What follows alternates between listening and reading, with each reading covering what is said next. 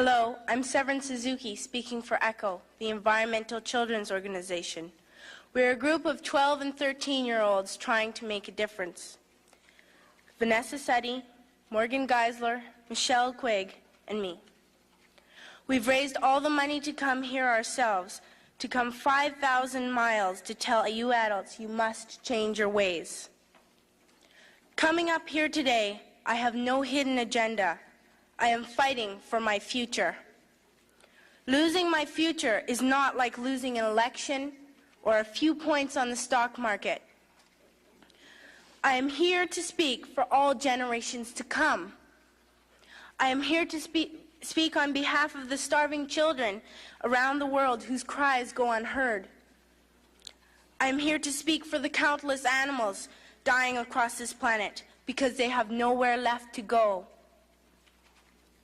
I am afraid to go out in the sun now because of the holes in our ozone.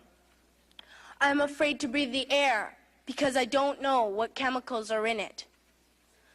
I used to go fishing in Vancouver, my home, with my dad until just a few years ago we found the fish full of cancers.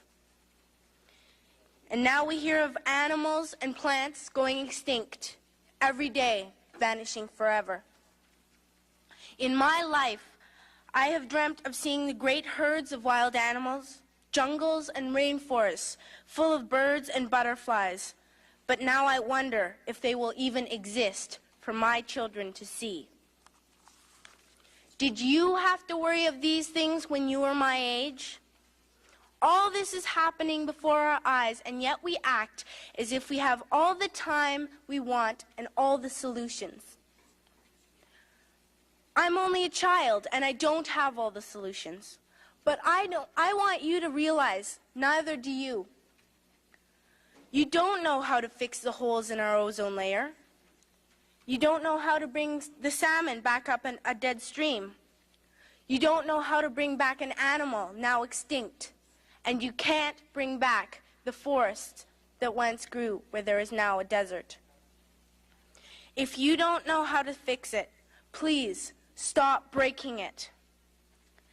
Here, you may be delegates of your government, business people, organizers, reporters, or politicians, but really, your mothers and fathers, sisters and brothers, aunts and uncles, and all of you are someone's child. I'm only a child, yet I know we are all part of a family, 5 billion strong. In fact, 30 million species strong. And borders and governments will never change that. I'm only a child, yet I know we are all in this together and should act as one single world towards one single goal. In my anger, I am not blind, and in my fear, I am not afraid of telling the world how I feel. In my country, we make so much waste. We buy and throw away, buy and throw away, buy and throw away, and yet northern countries will not share with the needy. Even when we have more than enough, we are afraid to share. We are afraid to let go of some of our wealth. In Canada, we live the privileged life, with plenty of food, water, and shelter. We have watches, bicycles, computers, and television sets. The list could go on for 2 days. 2 days ago, here in Brazil, we were shocked when we spent time with some children living on the streets. This is what one child told us. I wish I was rich. And if I were, I would give all the street children food, clothes, medicines, shelter, and love and affection. If a child on the streets who has nothing is willing to share, why are we who have everything still so greedy? I can't stop thinking that these are children my own age, that it makes a tremendous difference where you are born, that I could be one of those children living in the favelas of Rio. I could be a child starving in Somalia, or a victim of war in the Middle East, or a beggar in India.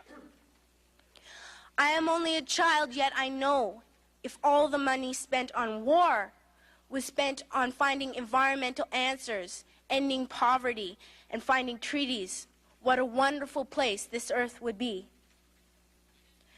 At school, even in kindergarten, you teach us how to behave in the world. You teach us not to fight with others, to work things out, to respect others, to clean up our mess, not to hurt other creatures, to share, not be greedy. Then why do you go out and do the things you tell us not to do? Do not forget why you are attending these conferences, who you're doing this for.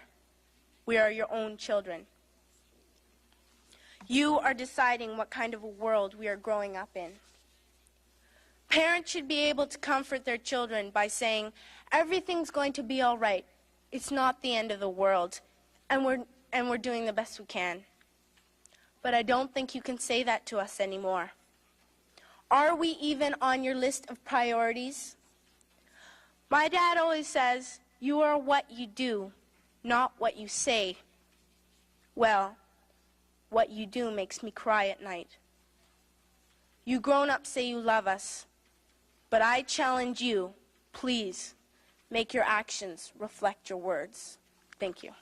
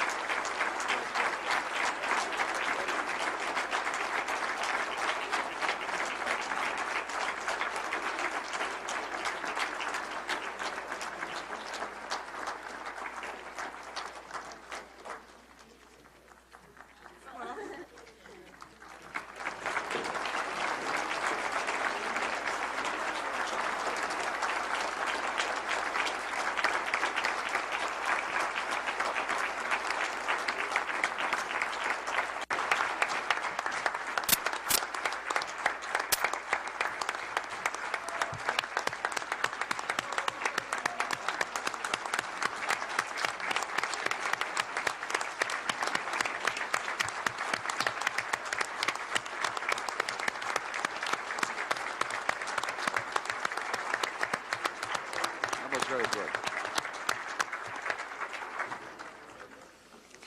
I would like to thank you, the four of you, for your participation in this conference and for reminding us that we are responsible for the world and for the future generations, and also for reminding us that we are responsible not only for our words but also for our actions. I am keenly aware that what the four of you have said to us makes us all feel, to make a quote of a Brazilian poet, that we all have two hands and the sentiment of the world. And I think this is what you have expressed.